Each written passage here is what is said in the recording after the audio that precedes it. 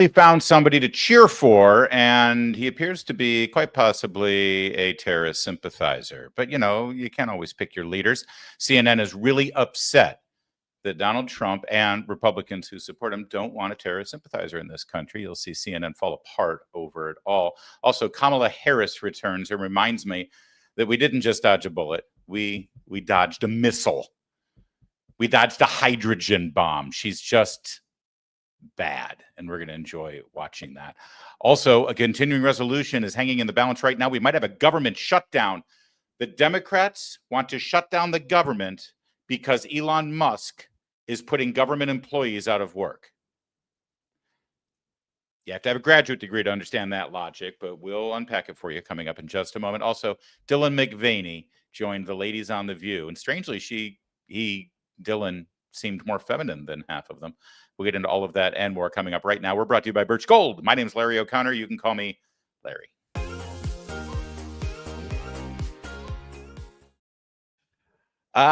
Welcome back. Good to be back. Thanks for letting me have a day off yesterday. A little family issue here with the death of my family. Thank you for all the kind words that everybody delivered to me. And after our program today, or at the tail end, when I like to interact with our live viewers, we'll talk about it if you'd like to. And I do appreciate everything that you said. Thank you so much. It's good to be back. I missed you. You don't go out and buy a life jacket while the boat is already sinking, right? That doesn't do you much good. And you don't buy gold when the economy is already collapsed. Now, clearly, others are heeding the advice as gold hit all-time highs in the first couple of months of 2025. Not too late for you, though. Company you should contact to help you diversify into physical gold is Birch Gold.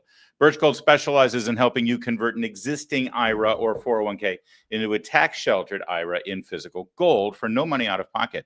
Listen to this 5-star review. Knowledgeable, helpful, non-pressure. This is why I love Birch Gold. It's why I've endorsed them for so long. I want you to get your free info kit on gold right now by texting my name, Larry, Larry, to the number 989898. Now, there's no obligation. We're just delivering you good, useful information because, well, that's what you're a customer of. You like this show? That means you like information and making up your own mind. But we trust your wisdom, we trust your intelligence, so we trust you to get this information from Birch Gold. Birch Gold has an A+ rating from the Better Business Bureau. They've got countless 5-star reviews. Check them out yourself. You know how to research? Text my name, Larry, Larry, to 989898. Let the experts of Birch Gold help you secure your future today with gold. Well, a lot of people ever since the election has been saying, who's leading the Democratic Party? Is it Chuck Schumer? Is it Hakeem Jeffries? Is it still Joe Biden? Is it Nancy Pelosi? Is it Gretchen Whitmer, Jabba Pritzker, whoever the hell these other Democrats are? Is it Jasmine Crockett? Is it AOC? Who's the person who will galvanize this party and make them all rally around a cause? And, well, we finally have the burning answer to that question. It's this guy. He's not actually an American citizen.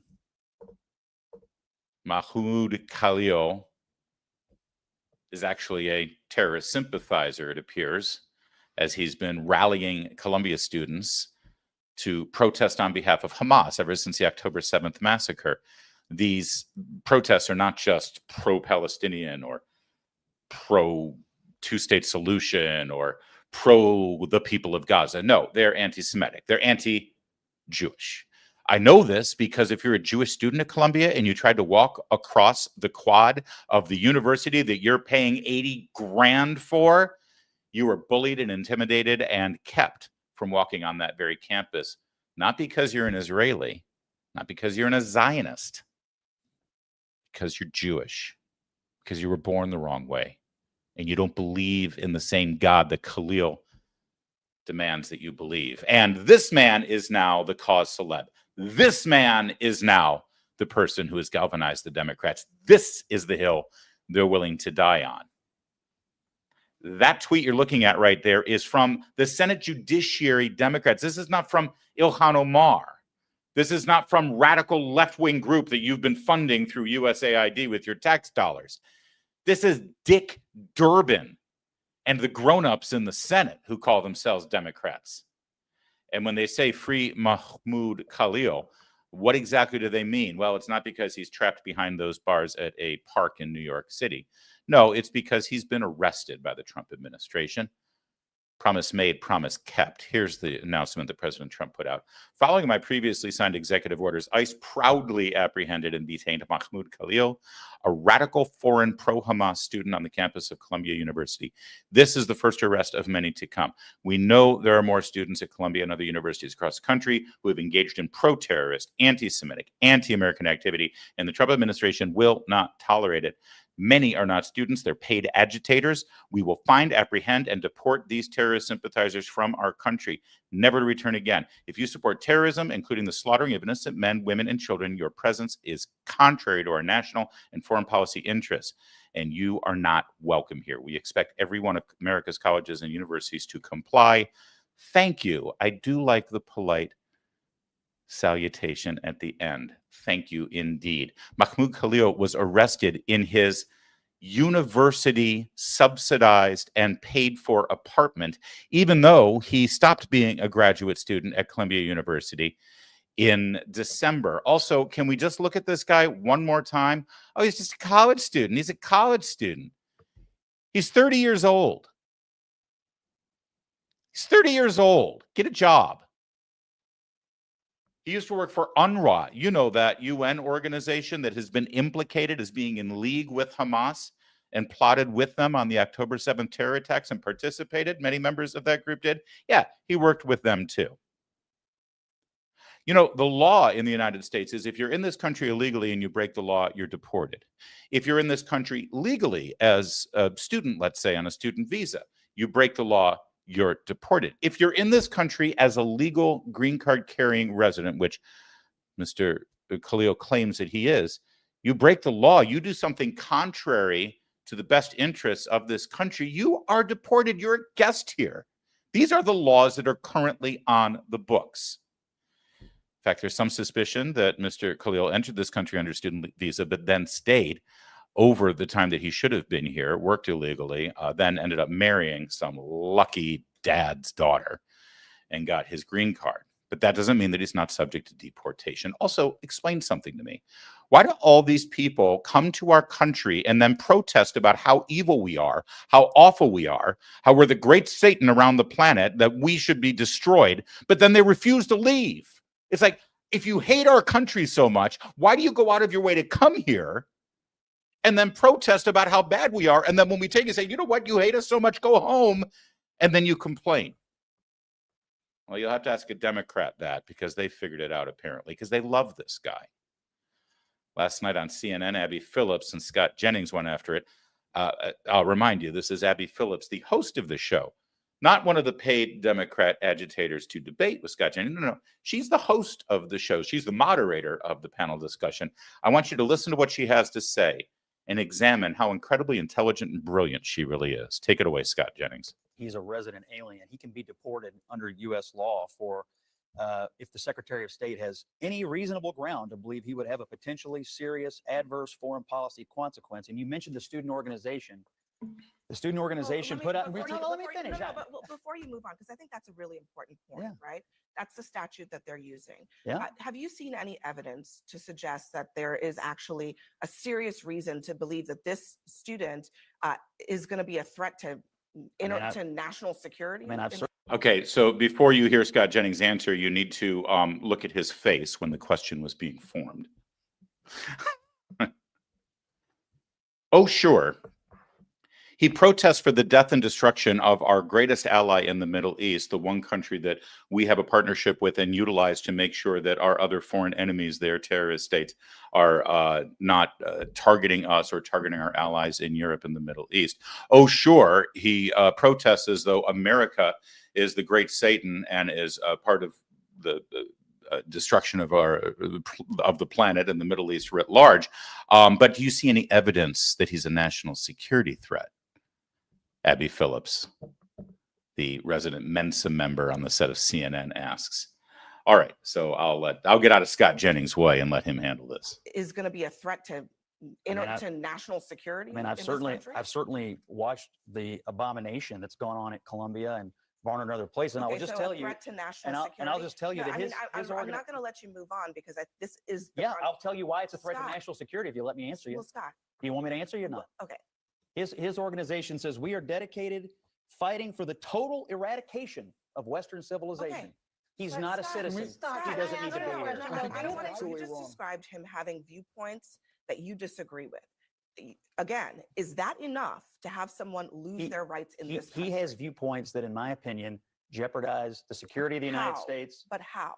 He is obviously a radical who is here to foment. No, he's not a radical at all. He's violence anti-American. against the United So States has he government. committed He wants to violence- destroy has he Western committed violence civilization. against the United States government? You're saying Scott? eradicate Has he Western committed- civilization doesn't make you a radical? Has he acted in any way that is I think he violence does. against the United I States think these government, I as think you these just said? I think these protests and the violence they have fomented and the intimidation and fear against the Jewish kids on these campuses is absolutely an act of But you're- insurrection against the United Okay, States. all I don't right, think free any- American speech, Scott. That's enough. Look, Yes. look, what they have engaged in is a clear threat to the United States. And if you want the United States to be overrun by radicals the way Europe has, What is be the- my guest. what But I is- think the president needs to but stand up for Scott- the integrity of the Scott, United what States. is the threat? I am, my mind is blown by this whole thing. What's the threat? But what's the threat? What's really the threat here? What's the threat?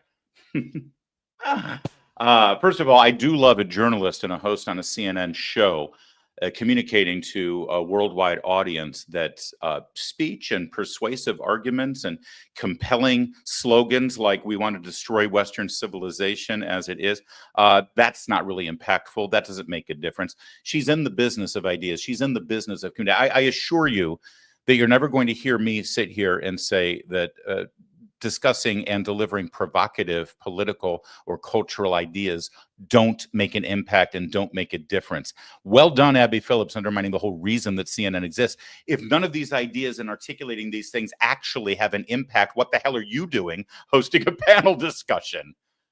Of course our ideas have an impact. It's why CNN makes money when they cut to a commercial and they're trying to sell you something, because they know the message works. And when your message is, we want to destroy Western civilization, well, if that very civilization doesn't take notice and do something about it, they will in fact be destroyed. Secondly, it's really rich to hear this from the left. You know, oh gosh, it's just words, it's just an idea, this is just free speech. You can't have any sort of repercussions against somebody because of the words they choose. What happened to me 3 years ago when I didn't use the pronoun you liked? What happened to me 5 years ago when I questioned whether a mask was really going to work to keep a virus at bay? What happened to parents when they went to a school board meeting and they were frustrated that their elected officials refused to open up schools and let their kids get back into the classroom because they were under the thumb of the teachers union? They all got harmed. We all got harmed. We all got persecuted. Now, thankfully, we are naturally born citizens of this United States, so the Joe Biden administration and his flying monkeys couldn't deport us. I assure you they would have if they could have. But Mr. Khalil does not enjoy those protections. UFA, UFO. And that's exactly what's happening here. You come to our country, you are a guest of our country, you enjoy the privileges of our country, but if you exploit them and try to undermine our nation, hell yes, you're deported. And this is not a free speech issue in any way whatsoever. All right, back to CNN and Mr. Jennings. The threat of our The country threat being is, okay, and our but college is- campuses being overrun by radicals who are trying to run Jewish kids off of campuses So- and They're not anybody trying to else who run Jewish disagree. kids Yes, off they of- are. Oh, yes, In they are. UCLA. No, In they're not. UCLA. First of all, They wouldn't even they let were- them go to First class. of all, there were Columbia is an abomination. First of all, there were violent counter protests at UCLA that were done by Jewish organizations. No, both sides Oh did. my God. Anti-Semitism is a whoa, scourge on oh this my country. Do gosh. not It both absolutely sides. is is that it is not clear that this particular student has engaged in the specific actions that he was talking about. And you've shown me no evidence of that either. Okay, well, guess what? He is not a citizen. If he were a citizen, I might feel differently. He's a guest in this country. Okay. It's my So view, in other and words, it's the you Trump don't have administration. proof, but it doesn't matter. No, I didn't walk in here with my gumshoe investigative case, Abby. But here's what I do think: Okay, this guy's well, running you're an saying that- organization at Columbia that You're has saying that ruined You're two saying that solid years someone should of people's be lives. deported Yes. based on allegations that you have not substantiated. I think he should be deported based on what Okay. the Trump administration You has think he already should be identified. He is a threat to deported the national based security. on- of the United States. based here's on the his affiliation. statute you quoted, it's an obscure statute, old statute that's being used, is about being against U.S. foreign policy, right? So for example, when I was part of protests in Miami, when the Clinton administration and Janet Reno returned Elian Gonzalez to Cuba, is that Were you trying to eradicate Western civilization? No, I was trying to stop the U.S. government, and I was protesting against what the U.S. government had done. Were you occupying buildings? I was protesting. Were you fomenting I violence? was doing what that. Were you inciting others to engage in violence? I was doing what that statute Were you said. chasing I was people against around? U.S. foreign policy. Were you intimidating people? Okay, We were shutting No. down streets. My view is that we're in a fight for the future of Western civilization. This guy's on the wrong side of it, and he don't need to be here. Yeah, you know what? And I was a big opponent of the Clinton administration, but boy, did he get this one wrong too. If he could have deported Ana Navarro at that point, that would have been a beautiful thing. Although, again, she's missing the point. Ana Navarro was a naturalized citizen at that time when she was making those protests, and it is a different story. This is ridiculous that this conversation even has to be had. But it's good. And as usual, Jennings completely stood up for the truth and fought back against the hysteria. Listen, I know that it seems strange that an American presidential administration would enforce our laws as written, but it's pretty rich to hear Ana Navarro to say, oh, this is an obscure law. It's a really old law. Okay, well, old laws are effective too. Trust me. I believe that they're making the case that for anchor babies getting birthright citizenship based on a misinterpretation of a 14th Amendment and a Supreme Court decision that was misinterpreted in 1890. But that's what they're hanging their hat on for birthright citizenship. And oh, by the way, the Biden administration just jailed 70-plus-year-old women for praying the rosary in front of an abortion clinic because of a law from the early 90s that had to do with stopping people from murdering abortionists and then making bomb threats at abortion clinics. And they used that old law and twisted the language in it to imprison Catholic women who were praying the rosary. Their hypocrisy is despicable. Absolutely. But listen, as I said earlier, they've decided to die on the hill of Mr. Khalil, Mahmoud Khalil, a Hamas sympathizer. And when I say die on the hill, I'm being quite literal.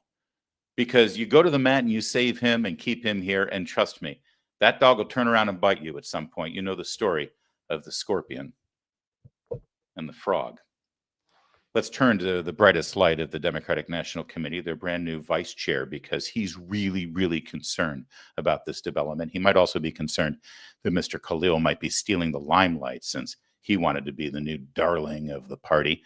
But in this, they find some clear and decisive solidarity. Today, the Trump administration took one more step on their authoritarian march, detaining Palestinian student and recent graduate of Columbia University, Mahmoud Khalil. I just want to be clear here that he was just described as a Palestinian student, not an American student. Not even a Palestinian American student, a Palestinian student, who, by the way, I believe is of Syrian descent, but let's not get lost in any of the facts here, Dave. When ICE agents detained him, he was next to his wife, who's been pregnant for 8 months. And when his lawyers called the ICE agents who were detaining him to ask for a warrant, they literally hung up on his lawyer. This is a blatant violation of the Constitution. This is a blatant violation of our rights. And this is a threat to Americans everywhere. Regardless of whether or not you're a Democrat, Republican, independent, or otherwise, all of us need to be extremely concerned about this. Donald Trump is trying to shut down young people and stop us from speaking out because he, like all other authoritarians, believe that they have to shut down freedom of speech, freedom of expression, so that they can rule like a king. In this country, we don't fucking bow to kings. And we need our young people to stand up to Donald Trump because he knows that we are one of the biggest threats against him. This is bullshit. This is happening, and we can't let it stand. Yeah, they really, really are going to die on that hill. Okay, listen, you choose your fighter, I suppose. If this is really the thing that's coalescing them and they think that they're going to go to the mat on it, God bless them. This is, again, one of those issues when the facts are presented to the American people and you ask them a very clear question. If you're not a citizen and you come to this country and you protest us and you say that you want to tear down Western civilization and you shut down a college campus and prevent Jewish students from being able to walk into a building that they paid tuition at that school for, and you are by every definition anti-Semitic and you're supporting violent anti-Jewish terrorists who slaughtered over 1,000 people on October 7th, is it okay for the Trump administration, citing national security concerns, to deport that person? I'm willing to take the political bet that most people would say, not yes, hell yes. But what do I know? I'm not a Democrat. All right, guys, did the audio get better on some of that and on that second clip with David Hogg? Yeah, it did. It was just the It one. did. So it was just that one clip. Okay. I'm sorry, you guys. I know that was a long clip to struggle with the audio on, but hopefully the rest of them. You know what? Can I just do a test here real fast? Can you hear this one? I counted, and you have voted against. Is that good? It's a little quiet, but it's not bad. Guys, I'm so sorry. I've got all my settings up right now. Let me just, yeah, I've got every setting set up right now. It's at least 30. All right. Well, let's struggle through it. You can hear it. It sounds good. All right, let's keep going then. Well, get ready. You're going to hear a whole lot about a CR out of Washington, D.C. It's a continuing resolution. I was going to come up for a whole list of funny things that CR could stand for, but actually nothing's funnier than continuing resolution. All it does is keep the government funded a little while longer while they debate and figure out the next big budget. Usually this is utilized as a big hot potato politically. When Democrats are in charge, Republicans don't want to go along with it, and they threaten a government shutdown that eventually everyone will blame the Republicans for. When Republicans are in charge, as they are now, Democrats don't want to go along with it, and then they threaten a government shutdown that eventually everyone will blame Republicans for. That's how this game is always played. And so now here we have CNN with Congressman Tim Burchett trying to nail him down and threaten him with a government shutdown and how awful this is going to be. Even though you can see the game a mile away, the Democrats have been plotting and planning this. They're the ones, no matter what, that want to keep this thing going to a shutdown because they think they'll benefit politically. But understand the irony here. Their biggest beef right now with the Trump administration is that there have been people fired from government agencies, and there's been defunding of agencies that has rendered some federal workers, mostly temporary probationary federal workers, on the unemployment line and put them out of work. They're trying to be the champion of these employees. And yet they're forcing a government shutdown over that issue that would then make 90% of the federal workforce laid off. You think about that for a minute and explain the logic to me. In the meantime, let's go to Caitlin Collins and Congressman Burchett. I counted, and you have voted against at least 38 different federal budget resolutions in your time on the Hill. Why would you vote yes now?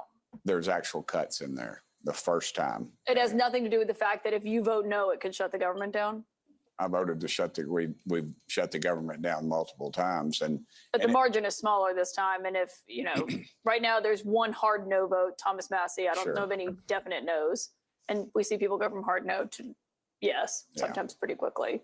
Very quick. So why would you vote yes this time if typically you vote against something like this? Because this is the first time since I've been in Congress that we've decreased the size of government, literally. And if you add interest in, it's even more. I'm sorry, inflation in, it's even more. But it's several billion. I think it's around $20 or $30 billion, but it's a start. So it doesn't bother you that essentially what you would be voting for, though, are spending levels that were agreed to by President Biden and Nancy Pelosi, Chuck Schumer. I don't like that one bit, but it is a reduction. And to shut the government down, I think just being politically, the Democrats would talk. They would. This shows the game of politics. The Democrats before, when we were shutting the government down, this is the worst thing that ever happened. It's the Republicans' fault. But now they're going to shut it down. They're not going to vote for the CR, which is almost at the same levels as they passed under Schumer and Pelosi. And now that it's on us, it's like, this is the worst thing in the world. And it's just a game back and forth. That's all it is. That's correct. That is all it is. And you got to love Caitlin Collins just dying, just you're twisting herself into a pretzel to try to formulate some sort of gotcha here. But there's two things that she doesn't quite understand. The first is, yes, as Congressman Burchett said, for the first time, we literally just reduced the size of government. For the first time ever, the size of government has been reduced. Now, it's been entirely from the executive branch, but it obviously shows that there is an appetite to do more and get more done. And understand this is a continuing resolution. In other words, we've been talking about this a reconciliation bill that they're working on that's going to extend the Trump tax cuts, maybe get some more tax cuts, but then also make very real cuts and modifications to the federal budget to finally start reducing its footprint. And that includes cuts at the Pentagon, which Republicans generally are not very in favor of, but also getting rid of a lot of the waste and the fraud that we've already seen just in the first 6 weeks here. So Tim Burchett knows that this is literally a continuing resolution, means let's keep it going until we get the big bill that we're waiting for. That's the reconciliation bill. But Caitlin Collins isn't interested in delivering facts and information like I just did to you for her audience at CNN. Her role in this interview that you just saw was to somehow try to trap a Republican in hypocrisy. Every single question was, well, you didn't vote for these before. Why are you doing it now? Doesn't it bother you that you're basically keeping the spending that Chuck Schumer, Nancy Pelosi, and Joe Biden agreed to? And of course it does. But this is just an interim stop measure, Gab, because you know that we're working on a big bill right now, and that's going to change everything. And that will not be a Nancy Pelosi, Chuck Schumer bill. She knows that. And if she doesn't know that, she should be fired for stupidity. But see, again, the point is not to better inform the audience. The point is to trap a Republican in some sort of gotcha moment and hypocritical moment. Luckily, Tim Burchett from the Oversight Committee is too smart for that, too measured, and too even-keeled for it. I don't know why he keeps going on these shows other than to give me a clip to play and point out how bad Caitlin Collins is. The Speaker of the House, Mike Johnson, took to his podium at the press conference. This was just earlier this morning, Kevin, I believe it was. And he pretty much reiterated exactly what Tim Burchett said. And he prepared you, the American people, and our viewers for exactly what you're about to see. The Democrats playing the exact game that I just described. When they're in charge, Republicans don't vote for it. Republicans caused a government shutdown. When Republicans are in charge, Democrats don't vote for it. Republicans caused a government shutdown. It's heads I win, tails you lose. And the media, people like Caitlin Collins and CNN, well, they're all too happy to play along. They're planning to vote down this simple bill. They are going to try to shut the government down. Every House Democrat will participate in this. It looks like that would be a shame if it's true. I hope some of them will have a moment of clarity themselves and do the right thing, but it looks like they're going to try to shut down the government. It's a striking new posture for Democrats who have always said they've just been apoplectic about the prospect of government shutdowns. I put a video out about an hour ago on social media. I encourage you to go see that. This is they have in their own words. You don't need to trust us on this. But Catherine Clark, here's one little zinger from her, quote, "Not only is it irresponsible and purposefully misleading, but it's also a dangerous precedent to be threatening a shutdown," unquote. Now remember, this is in last year, years past. Pramila Jayapal, quote, "The tragedy here is all the civilian employees. It's the employees who are going to suffer," unquote. AOC, quote, "It is not normal to hold 100,000 workers' paychecks hostage. It is not normal to shut down the government when we don't get what we want," unquote. I don't think I've ever agreed with her before. She's exactly right. Jerry Nadler said, quote, "Shutdown is really an extremist policy designed to appeal to an extremist base and hold the whole country hostage." Yeah, we agree. So they and all their colleagues need to do the right thing. Democrats have been insisting they're fighting for federal workers. You're about to see, again, on vivid display, very clear the contrast. You will see one team that is working to fund the government and make sure we do the responsible thing. And you're going to see another posing the CR because they've now exposed the truth. They're not for federal workers. They're not for anyone. All the people they've said in the past that are going to be harmed would be by their votes.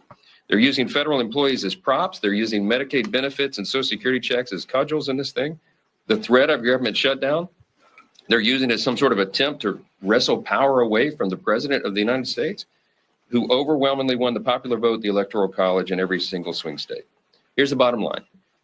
If congressional Democrats refuse to support this clean CR, they will be responsible for every troop who misses a paycheck, for every flight delay from reduced staffing at TSA, for every negative consequence that comes from shutting down the government. That's correct. And I just want to point out one other visual. This vote is coming up. It hasn't happened yet, has it, Kevin? I just checked, and I don't think it has.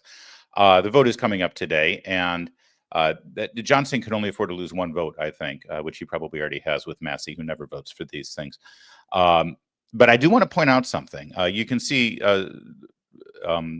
Majority Leader Scalise in the baby blue tie there. He looks good, doesn't he? Scalise is just down to his fighting weight now. He looks good. The tall gentleman there to the speaker's right with the yellow tie, you can't really make out his face right now with the beard. That is Congressman Andy Harris from Maryland. Why is that important? Why is the fact that Harris is the person flanking him to his right, ironically, the speaker in this picture? Why is it important and relevant that he's standing in this frame? See, this is why you watch this show. He is a Republican from Maryland, which is a rare bird. I'm one of them too. He's also the chairman of the Freedom Caucus. Freedom Caucus are the sort of Tea Party wing of the Republicans in the House who hold firm on budget issues, on spending issues, on continuing resolutions. They're the toughest nut to crack in trying to herd the cats to get them to fight. I would think Chip Roy, think some of these other Republicans who are reluctant to go along with these bills if they continue the reckless spending that we've seen over the years.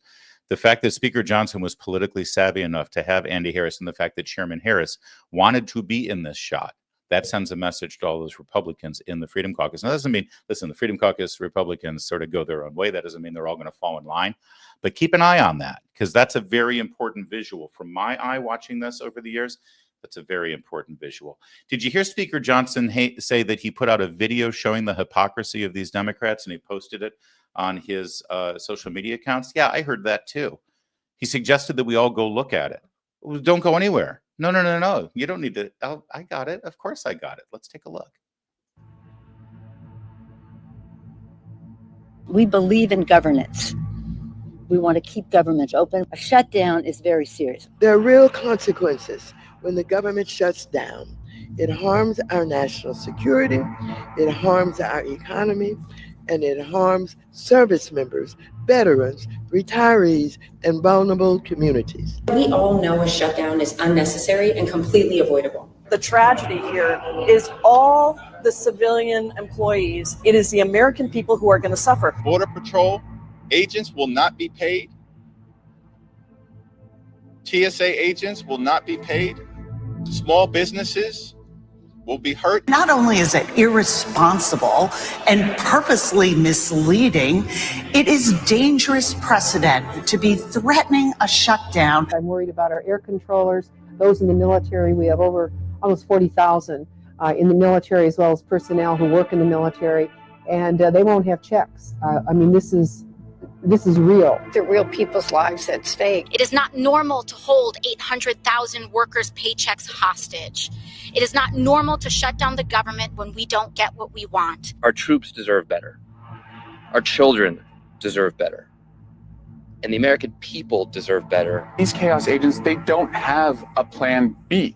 They just want to see everything burn. Shutdown is an extremist policy designed to appeal to an extremist base and hold the whole country hostage. So this shutdown, you know who's going to feel the pain? You know who it hurts? You.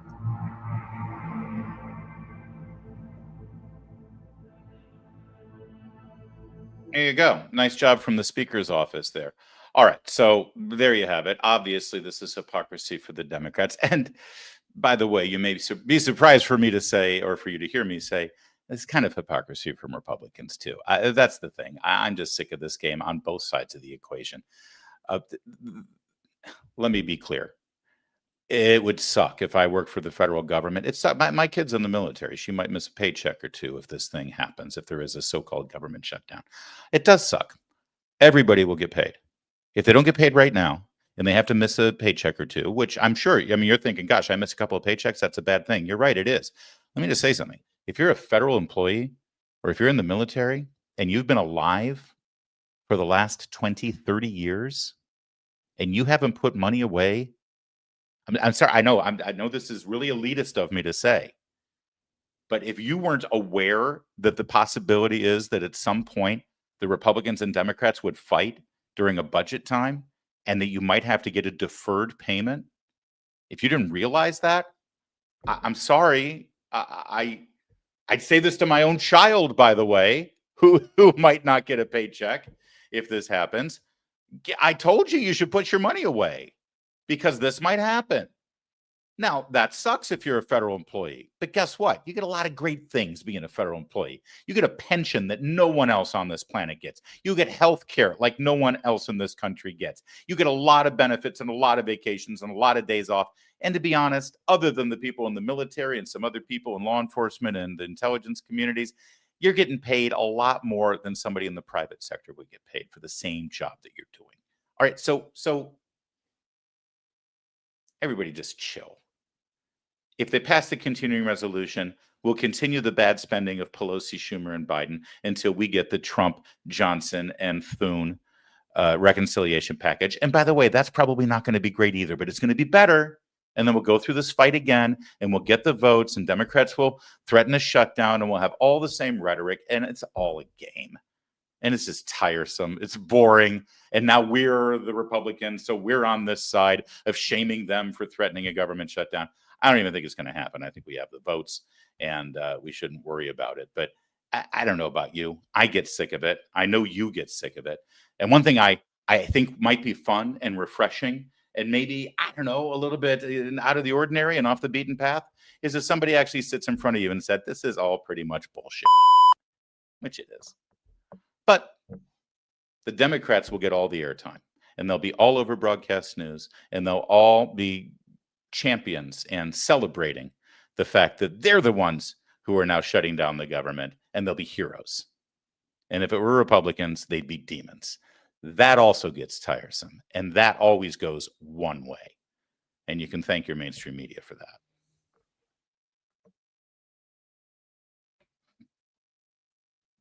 All right. Audio's better? Yes, sir. Thank you.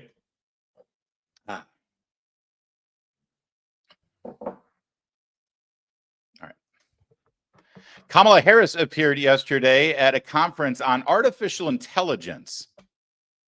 Oh, come on. It's like they're begging. They're begging us to tell jokes about this. Oh, hold on, Kevin. I got the wrong clip set up here. How did I do that? What did I do? Stand by. DoorDash. All right. Is that the one? That's correct. Okay. Let's try that again. Kamala Harris is back. She appeared at a conference about artificial intelligence, and the jokes just write themselves. Let's grab a clip here. Now, it's fascinating to me that with all these tech gurus running this conference here, that they didn't actually have an official video stream or video feed, like a well-produced one. So we have to rely on someone in the audience with their cell phone, which is, I don't know, that's kind of surprising, isn't it? I mean, how much did it cost to get Kamala Harris to be your speaker there? And you would think you would try to get a big bang for your buck by live streaming it and getting an online audience. After all, you're tech geniuses. What are you trying to hide? What are you afraid of? What are you ashamed of? You've got Kamala Harris, damn it. All right, let's take a look and see exactly why they wouldn't want this live streamed and broadcast in beautiful high definition for all of us to enjoy. So we did DoorDash because I wanted Doritos. And they were about, the red carpet part was about to start. Nobody wanted to leave to go to the grocery store. So it was DoorDash. And I'm thinking about this, so I was willing to give up whatever might be the tracking of Kamala Harris's particular fondness for nacho cheese Doritos for the sake of getting a big bag of Doritos as I watched the Oscars. That's the consumer behavior. And that's right, but here's the thing. At what point do we also uplift and highlight the consumer's right to also expect, and you can debate with me if it should be a right, I think it should, to expect that the innovation would also be weighted in terms of solving their everyday problems, which are beyond my craving for Doritos, but about whatever, and I know the work is happening around, the scientific discoveries, for example, to cure longstanding diseases. But I'm going to throw out another one. And you all, again, please get back to me any information you have. I would love it if there would be an investment of resources in solving the affordable housing issue in America. Like, help me with that. Help me with that.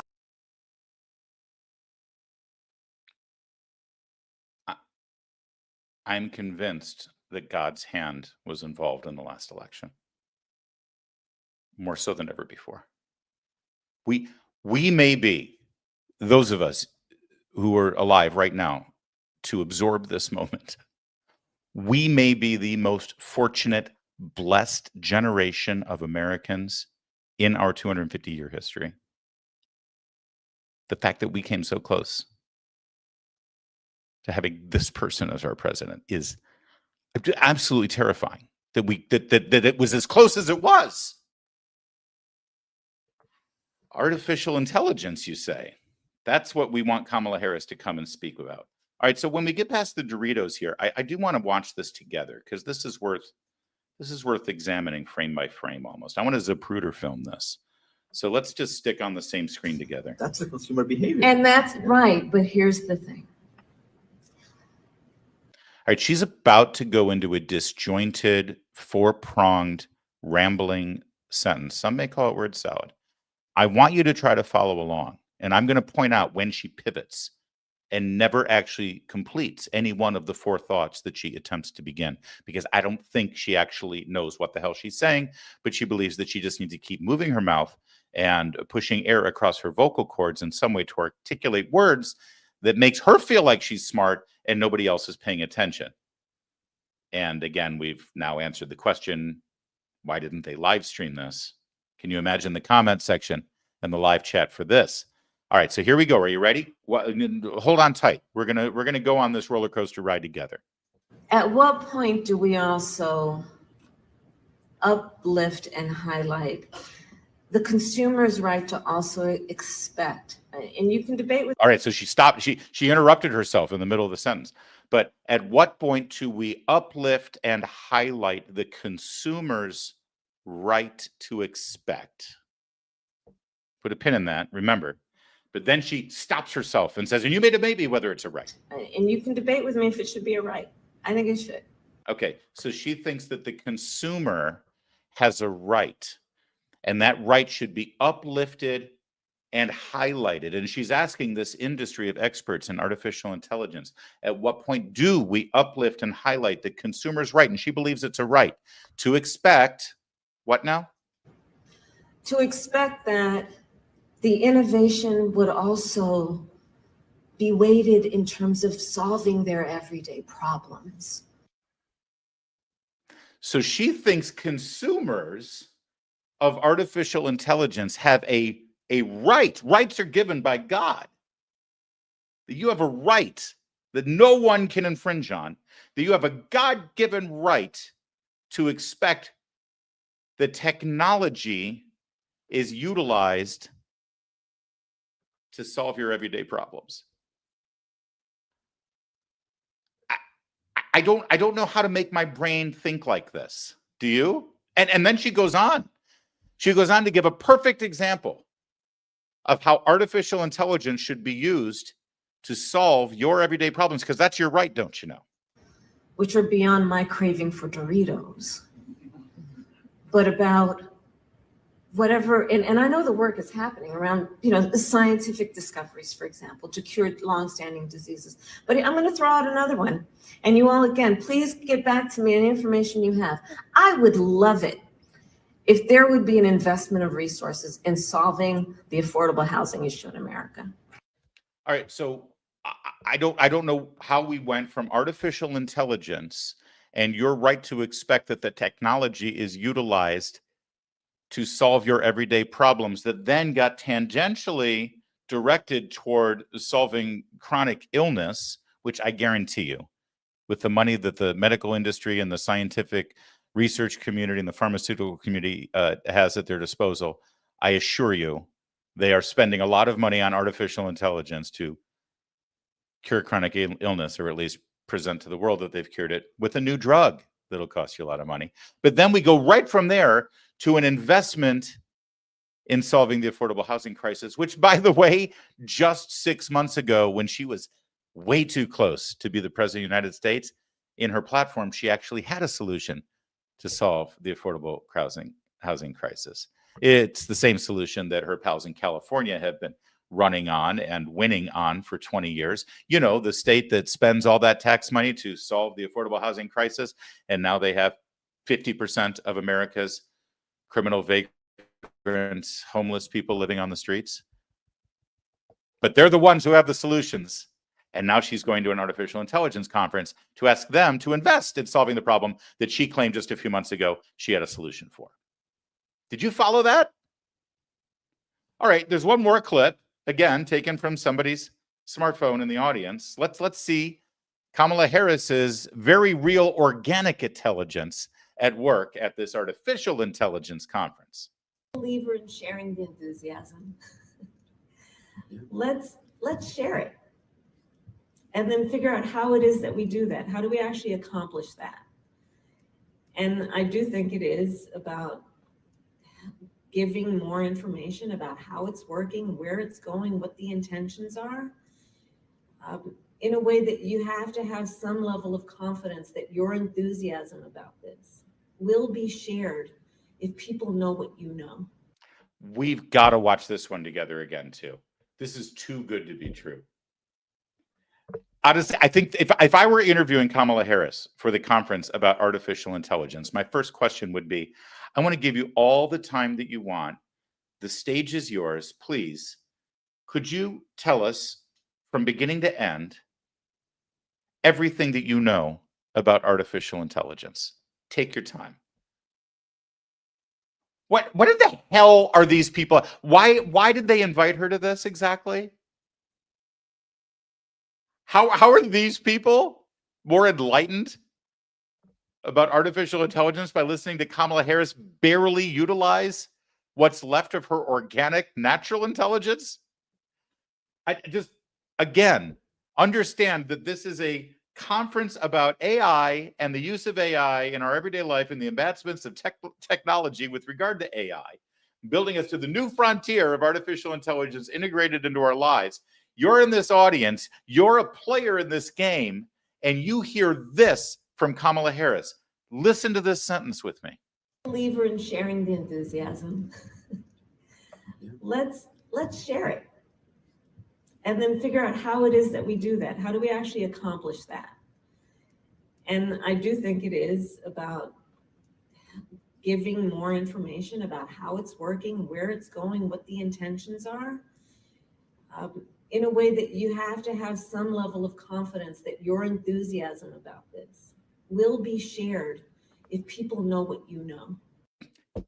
All right. Well, I wish we had more, but we don't. Maybe we'll get some more clips trickling in throughout the day and we'll add them to our rundown tomorrow. But I got to tell you, not again, like I said, we are the most blessed generation of American voters in our country's history, that we were this close from that as our president. And we were close. It was a great victory for Trump, but if you really break it down, way closer than it needed to be. That's my first observation.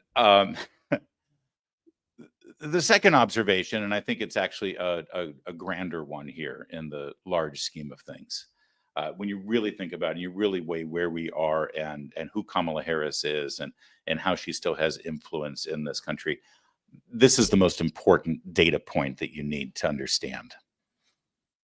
If you look at the legacy media, I'm talking about cable news networks, broadcast journalists, newspaper print journalists, magazines, what have you, I think it's fair to say that 85 to 90% of the people who work in that industry, the industry charged with representing the free press in America, with delivering news and information and opinion and insights to you, the American people, the American voter.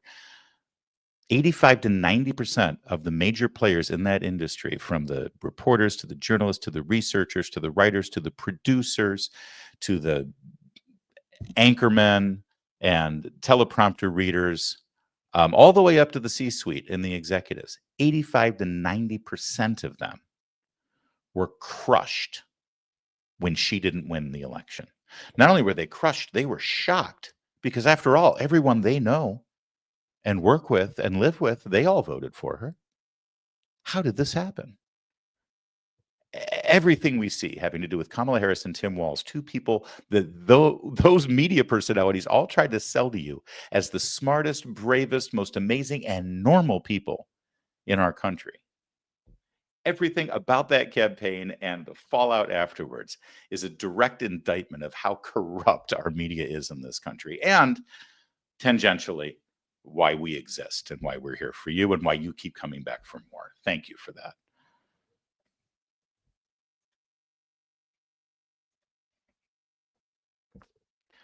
Well, we have a brand new lady on The View, and she's got a that's right. Dylan Mulvaney, who is not a she at all, but I just had to say it that way for the joke. Dylan Mulvaney was a special guest on The View, and I gotta say, I mean, you know, it's the wonder of science, makeup, lighting, and Photoshop, but Dylan Mulvaney is a genuinely authentic-looking feminine person, especially when Dylan goes on the panel next to Joy Behar and Whoopi Goldberg and Sunny Hostin and Alyssa Fairgriffin. My God, I don't know why they would want Dylan Mulvaney on there. Anyway, Dylan Mulvaney has a book. Dylan Mulvaney. Here's whoa, actually, I'm sorry. The tour began at CBS Mornings. We'll get to The View in a moment. Here is Dylan Mulvaney appearing with CBS News' morning show. I was so scared that news outlets would take my admission into a mental health facility as a way to paint me and all trans people as psychos who belong in the loony bin. It resulted in a lot of suicidal ideation and dissociation. I'm still battling with some of that guilt and that shame and that dysphoria that was projected onto me during that time. And that was a situation that I wouldn't have wished on my worst enemy now that I've lived through it. Mulvaney says she never wanted to be an activist, but has found herself navigating a society that's not always supportive of trans rights. On his first day in office. I just want you to look at the way that the camera angle and the lighting on these gentlemen, these brave fathers who were there for their daughters, how they were just painted with this really, look at the dark. Do you see the dark circling around the picture? Right? Because it's obviously a beautiful sunny day where those men are. But do you see the black around the image to make it look dark and sinister? And did you hear, look at now just read the signs here. No child is born in the wrong body. That is a beautiful, accepting, tolerant, inclusive statement. Yes, that's right. I'm using their words. Children cannot consent to puberty blockers. It's being covered up there. It's puberty blockers. That's just an undeniable fact. You can't get an aspirin at a public school without your parents consenting to it. Certainly, it shouldn't be the same with puberty blockers. In fact, even an informed consent of a child with their parent shouldn't be valid because children can't actually visualize and understand the long-term repercussions of that drug. You see, they can't consent to having a puberty blocker through chemical castration inflicted onto their young prepubescent body because they have no wisdom and understanding of what post-puberty looks like or feels like. So how can you say, yes, keep this natural thing from happening to me? That is the opposite of informed consent because you cannot possibly be informed as to what it looks like on the other side. These are factual, logical, and loving statements on these placards, and look how CBS News paints them as something sinister and intolerant and awful. Listen to the narration again. But has found herself navigating a society that's not always supportive of trans rights. On his first day in office, President Trump signed the order which recognized two sexes, male and female. When you heard that pronouncement, what did you think? It didn't change any way that I think about myself because nor should it, because it's a biological fact. Didn't you hear the guy? I love the question is just so, Trump did this thing. How'd that make you feel? What was the thing? Signed an order that said that there are two sexes. I think it's incredibly instructive that she didn't use the word gender there. Signed an executive order proclaiming there's only two sexes. It's like signing an executive order that healthy grass is green. It's just an objective truth. Remember? Truth, CBS News? Remember that? Heck, I don't even want to drag you into the idea of truth. How about fact? If there are more than two sexes, CBS News, name me the third, please. What is the third sex? What's the name for it? I want to hear it. Dylan Mulvaney said, didn't change the way I feel about who I am, nor should it, because you know what you've got between your legs. No amount of hair gel and makeup and fake eyelashes can change that. You're a dude who likes to dress up in soft, silky pink. Okay, so was Michael Jackson. I'm not judging. Because I'm a woman, no matter what my passport says, we are not hurting anyone. We're less than 1% of the population. In the way that they speak about us so often is as if we're like taking over cities like Godzilla. We're just being our authentic selves.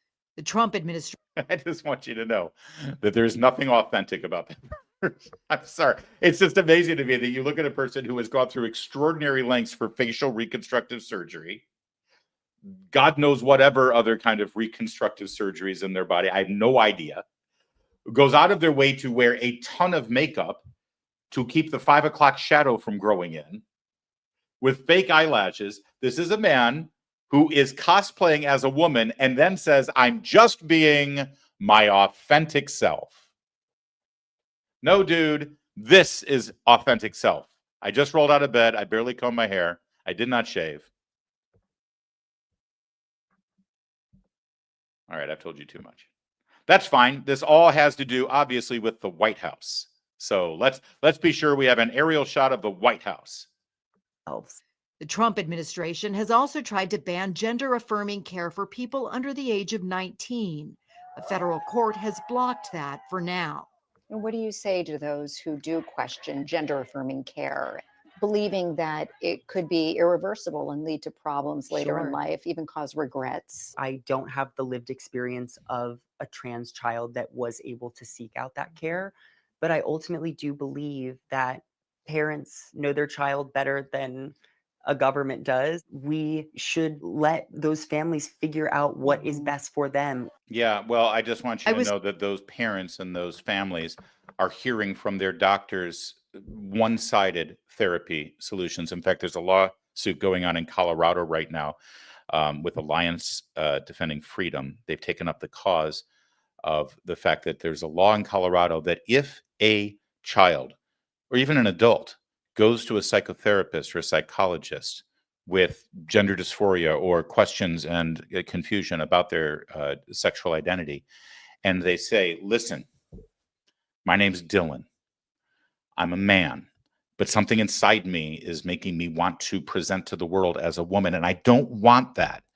I want to be a man. I was born a man, and I'm asking you, psychologists, to help me. I want to affirm my maleness. I don't want to listen to this voice in my head that's telling me that I should present as a woman. The psychologist in the state of Colorado right now is prevented from helping that patient. That's the law. They must only affirm the new gender. So spare me all of the bull about, oh, parents know their kids best. Let them work this out with the medical professionals. No, because the medical professionals are only speaking with one voice right now, even if they know otherwise. Then Dylan Mulvaney hightailed it from the CBS News studios and went to the ABC News studios. It's like 3 blocks away in the Upper West Side of Manhattan. And I got to tell you, I mean, if I were Ana Navarro, I'd be pissed off that I had to sit next to this gorgeous, gorgeous man who, again, don't get me wrong, that's a dude dressed up like a lady and still objectively prettier than Ana Navarro. I know that's mean.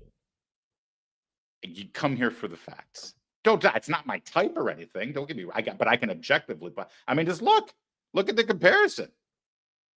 All right, let's see how the conversation went. Yeah, her friend, it went from female to male and is competing with other males. So Gavin doesn't have a problem with that.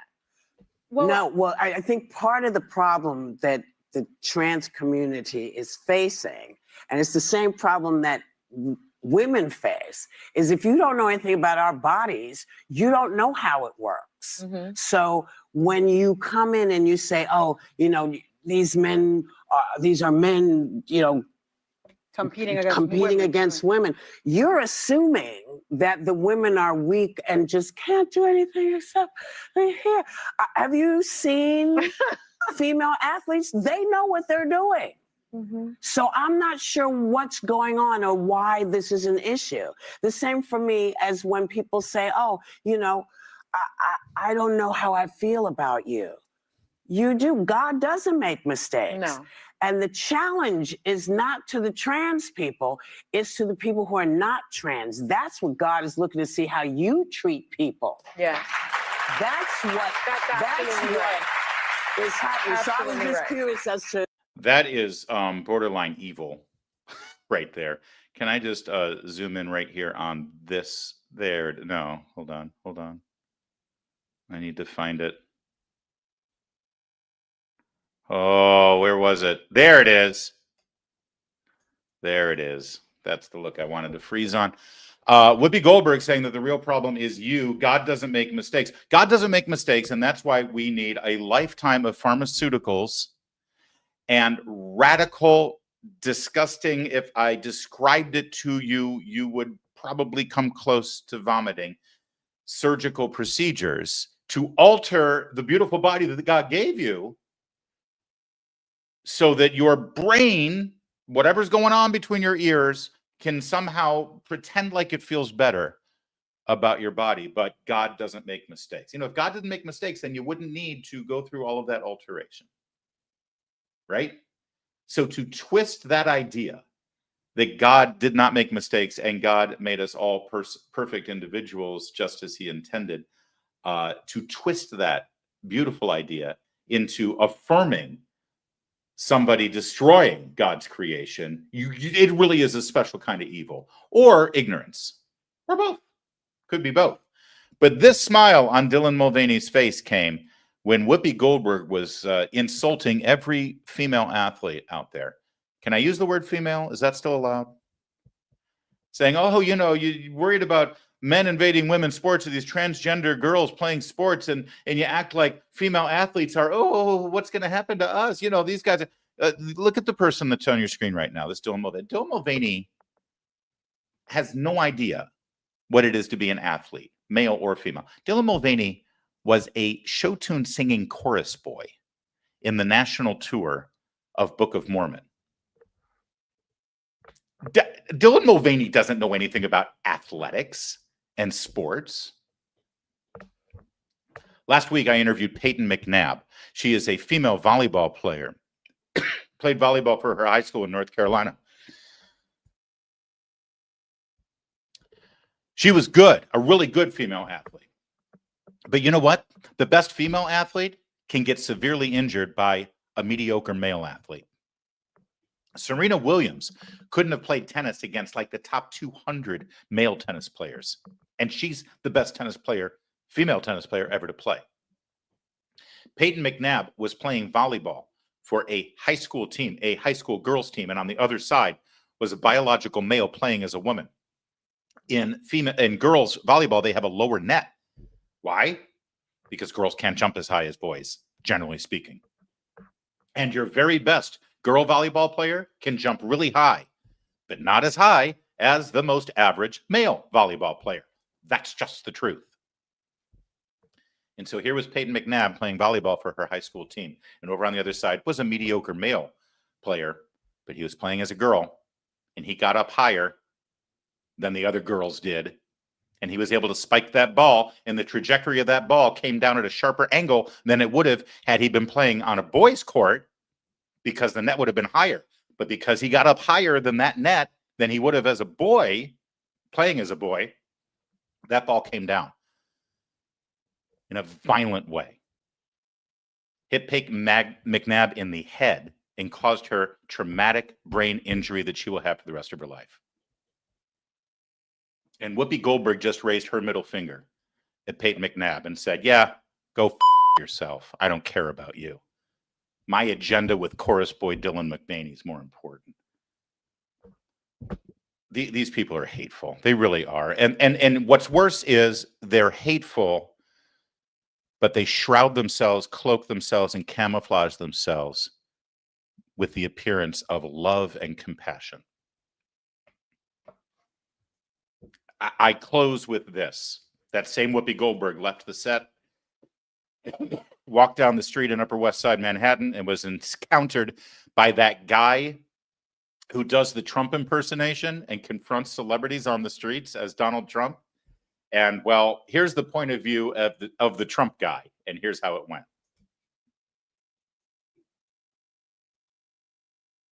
Whoopi, it's your favorite president. Why do you hate me so much? I gave all the African Americans jobs. I loved doing the 90s, Whoopi. I loved Rat Race. I loved Ghost. I still love you deep down somewhere, but you need to come around. We used to be pals on the show. We would all hang out. We laughed. Barbara Walters is rolling in her grave right now. You have destroyed her legacy. This show is horrible. You need at least one trans woman on the show. Whoa, Whoopi. Whoopi's chasing after me. Whoopi. Whoopi was the one who ran after me. Guys, Whoopi. Okay, sir. You have great. I gave all these African American jobs here. Tough guy. We got a tough guy. We got another Baldwin over here. All right, we'll have to see what the full video looks like there. He piqued our interest, I'm not going to lie, so we'll be looking to see what the next clip looks like. But it sure looked like Whoopi was going to haul off and hit that dude with her bag, didn't it? Oh, there you have it. That's your Whoopi. That's the view. That's Dylan. Did I call him Mick Vaney? I meant Mulvaney. That's all right. I'll apologize later. I got nothing else. We're done. I hate doing segments like that because you get wrapped up in the he, her. Did I just confess? I don't think it's actually saying that I think Dylan Mulvaney is good looking if I say that Dylan Mulvaney is better looking than Ana Navarro, right? Or are you like grossed out by that, Kevin? Completely grossed out by all of it. Thank you. Well, you understand the point I was trying to make. Let's just say, you know, it's a wonder of science and theatrical makeup that Dylan Mulvaney is passable, and Ana Navarro not so much. Should I stop? Dude, we're done. Well, at least you've got a clip now. You can use that short. Thank you guys.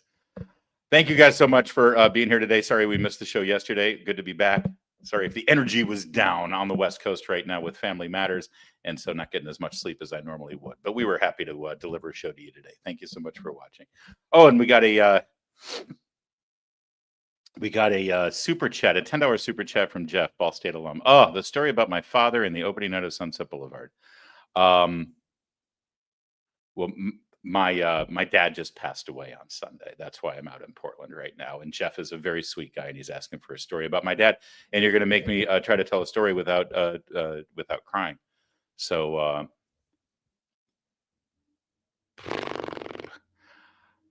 I will. You know what, Jeff? Let's do that another day. I promise. I'll tell the story about my dad at Sunset Boulevard another day. But it's too hard to do today. But I appreciate the super chat. I promise, and I will make good on it. Kevin will remind me maybe toward the end of the week. All right. Sorry about that. I usually would love to deliver anything that you want, but today's a tough day for that. Thank you so much for the well wishes that you all gave me when you learned about the news of my father. If you didn't learn about the news of my father, he was a great guy. Passed away Sunday morning, and I miss him so much already. I wrote a little thing about him over at LarryVIP.com. LarryVIP.com. You can take a look at it. All right, we got to roll. Thank you guys for watching. My name's Larry O'Connor. You can call me Dennis's son.